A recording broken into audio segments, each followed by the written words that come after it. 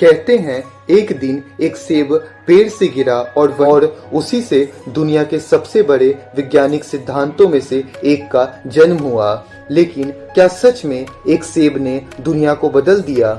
उसके पीछे था एक ऐसा मन जो हर छोटी घटना के पीछे जानना चाहता था, उस सत्य को जानना चाहता था।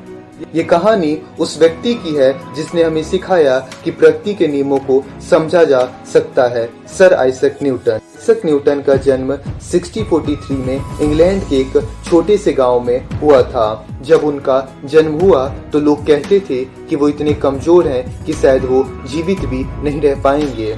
बचपन में न्यूटन बहुत शांत और अकेले रहने वाले थे। खेलकूद में कम और चीजों को समझने में ज्यादा रुचि रखते थे।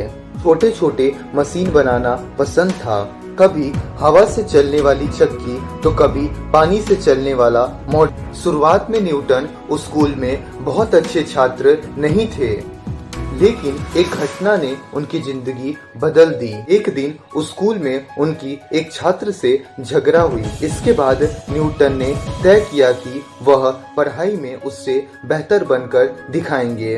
धीरे धीरे उन्होंने खुद को पढ़ाई में पूरी तरह से लगा दिया। वही छात्र जो पहले साधारण था अब कक्षा का सबसे तेज छात्र।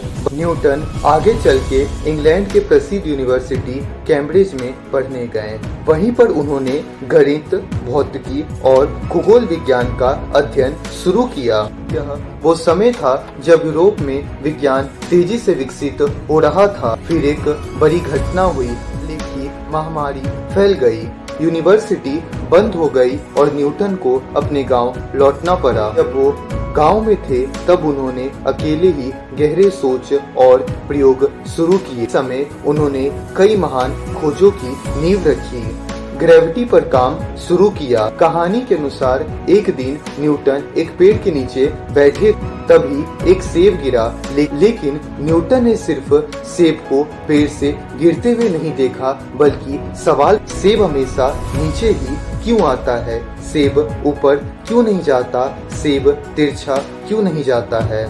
या तिरछा क्यों नहीं उड़ता? यहीं से उनके मन में ग्रेविटी का विचार आया। उन्होंने सोचा शायद पृथ्वी सब चीजों को अपनी ओर खींचती। कई वर्षों की गणना और सोच के बाद न्यूटन ने ग्रेविटी का सिद्धांत दिया। इसके अनुसार ब्रह्मांड में हर वस्तु दूसरे वस्तु को आकर्षित करती है। यही शक्ति पृथ्वी पर चीजों को गिराती है और यही शक्ति ग्रहों को सूर्यों के चारों ओर घूमने पर मजबूर करती है। सिर्फ ग्रेविटी को ही नहीं समझाया है, उन्होंने गति के नियम भी बताए हैं। नियमों ने ये समझाया है कि वस्तुएं कैसे चलती हैं, रुकती हैं और दिशा बदलती हैं। आज भी इंजीनियरिंग, अंतरिक्ष विज्ञान और आधुनिक तकनीक इन्हीं नियमों पर आधारित है। न्यूटन ने गणित की एक नई शाखा भी विकसित की, जिसको आज कैलकुलस कहा जाता है। इसके अलावा उन्होंने प्रकाश पर भी प्रयोग किया और दिखाया कि सफेद प्रकाश कितने अलग अलग रंगों से मिलकर बना होता है। न्यूटन बहुत गहरे विचार वाले व्यक्ति थे। वो अक्सर अकेले रहते थे और घंटों तक सोचते रहते थे। उनके लिए सबसे महत्वपूर्ण चीज था सत्य की खोज। न्यूटन की सबसे बड़ी शक्ति उनकी बुद्धि नहीं थी, न्यूटन की सबसे बड़ी शक्ति उनकी जिज्ञासा थी।